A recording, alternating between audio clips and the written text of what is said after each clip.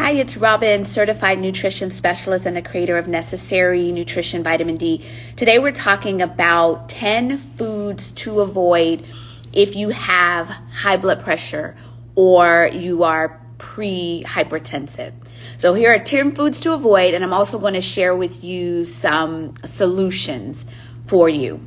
All right, here we go. Let's just jump in. So 10 foods to avoid. And I know it can be tough, y'all, but I understand.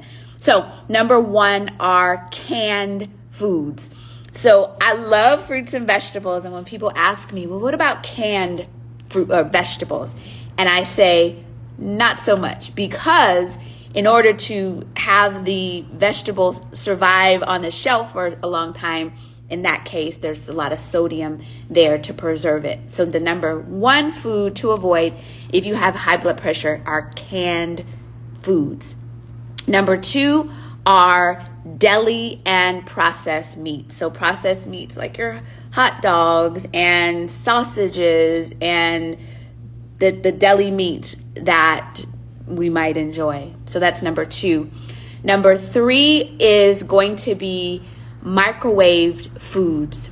So anything that in that case is quick and you can put in the microwave, avoid that. Number four, I get a little bit off on my number. So number four would be fast foods. And every time I go through this list, I think about all the foods that I enjoy in the category. But number four would be fast foods. Number five is fried foods. Number six would be condiments. This one threw me for a loop because I love ketchup. I love hot sauce. But if you look at the label, you will see that these items are full of sodium. And I'm also going to share with you again some solutions and then what to look for in the label. And I don't know where I am with my numbers. 1, 2, 3. I'm at 7. Hope I'm on 7. 7 would be salted nuts. So if you want to enjoy nuts, getting the unsalted version is useful. So salted nuts. And for those of you who are just listening, we're talking about the 10 foods to avoid if you have high blood pressure. And now I'm off on my count. So I'm on number 8, I think. So number 8 would be canned soups. Number 9, pickles. Pickles, y'all. You would think pickles are healthy. It's a vegetable, but it has a lot of sodium in there. Pickles. And the number 10 is alcohol. So let me go through the foods again because I think I got off with my numbers. So number 1, we're saying canned foods. Number 2, deli meats. Number 3, microwave foods. Number 4, fast foods. Number 5, fried foods. 6, condiments. 7, salted nuts. 8, canned soups. 9, pickles. And number 10, alcohol. And if I may have those are the 10, but I may have mixed up my numbers a little bit. But those are 10 foods to avoid if you have high blood pressure. So what I want you to do before I share with you the solution, make sure you share this video, because when we have high blood pressure, then that can contribute to aneurysm, stroke, heart disease. It is a leading cause of kidney disease. My father eventually passed away because of high blood pressure gone unchecked that damaged his kidneys, and then the problem went from there. And he loved all of the foods I mentioned, including alcohol, and it eventually left to his demise. And y'all know people that need to hear this, but it's difficult. It's difficult to not eat some of these foods, especially hot sauce, right? So, but those are the foods.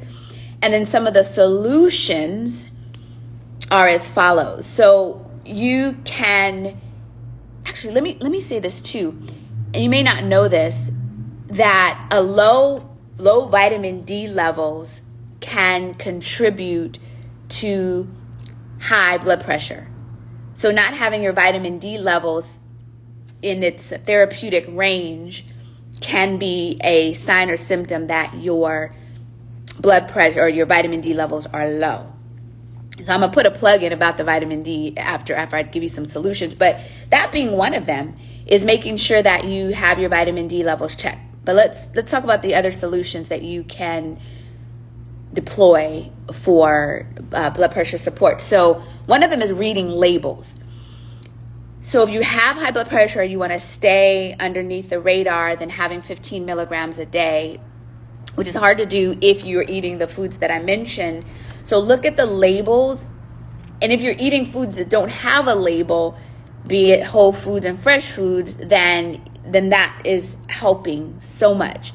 But if you're looking at the label and you're looking at, something that has 250 grams of sodium per serving, but you're eating 4 servings, then right then and there, you may be getting 1,000 milligrams of sodium. And high blood pressure is one of the top challenges that we face and one of the top things that we are often medicated for. And then the side effects from those medications are not favorable per se. So each one teach one. I feel like we need a revolution. Part of it is that as consumers, we don't know all of the details, and then the tricky, sneaky food company people, they just slip that stuff in there, and there we go. So let me give you some other solutions. So we talk about reading labels. The other one too is eating potassium-rich foods. So potassium-rich foods help to lower blood pressure and the pressure that's going on inside of our bodies. So calcium-rich foods include, people think bananas, but you have dried apricots, watermelon, avocados, coconut water, butternut squash. So those foods are high in potassium. So get those foods into your body and reduce or avoid the foods that I mentioned before, and that will help to lower your blood pressure. And then the third option, so that's actually 4 of my solutions. One of them was the vitamin D, making sure you're adequate with that. I'm going to talk about that in a minute. Again, read your labels, potassium-rich foods. And then the other one is moving toward, if you're open to it, you may not be, is moving toward a plant-based whole food diet. Now, I'm going to tell you, I am not all plant-based. I always want to be clear when I say this to people that there are occasions where I meat some chicken with some hot sauce on it. Not often, but it happens. So I wouldn't say that I'm all this or that, but I tend to lead toward flooding my body with as much produce and whole foods, because food will either kill you or keep you alive. That we're either eating ourselves toward the grave, or we're putting foods in that give ourselves life. And I want to, as a woman that's knocking on 50's door, I want to age gracefully. I want to be vibrant, and I don't want aches and pains and all of that. And if you're like me and you don't want those things, then you'll move toward this space. So lastly, before I get off of here, I want to put, and I'm always going to put in a plug for vitamin D, because vitamin D touches so many of our cells, where there's like 400 receptors in our cells that need vitamin D to function. And so often we are misdiagnosed with other problems and issues when it was our vitamin D. It's an easy deficiency to have and an easy deficiency not to have. Super cost effective, and it can mitigate so many situations that we don't want. So I am encouraging you to grab your necessary nutrition, vitamin D with K. You know we are the creator of that. And the K is beneficial to help to get calcium that is in your blood into your bones. So vitamin D is critical for immune system, for gut health, for moods, for your blood pressure, for your blood sugar, so many parts of our bodies, and we just think of it for bones, which is why I'm such an advocate for it. And if you have darker skin, so melanated, it's harder for you to maintain your vitamin D levels. Vitamin D comes from the sun, and we don't produce it as efficiently and absorb it as effectively. And so 80% of melanated folk are deficient, and we don't want that. So when you get your necessary nutrition D3K2, I want you to take it with a fat source. It helps to absorb it better. And then I also want you, if you do not know what your levels are, I only want you to take one of the capsules. It's a vegetarian capsule, just one. And when you know what your levels are, then we can revisit that. When you are a customer of Necessary Nutrition, you receive an automatic membership to the Necessary Nutrition Academy. Complimentary, goes with when you purchase the product. So the product it's a product, right? You buy it from us, and then you get our membership. And with that, because as a nutritionist, my passion is to share information that you can use, your family can use to be healthy, and we just want to live well. So when you are a member, automatically comes with your purchase. Then we have classes that are specifically curated for folks in their 40s, mostly women over 40. And you get those classes and that connecting you to experts. And our topics are the topics that matter to you as a person in midlife and beyond. So check that out.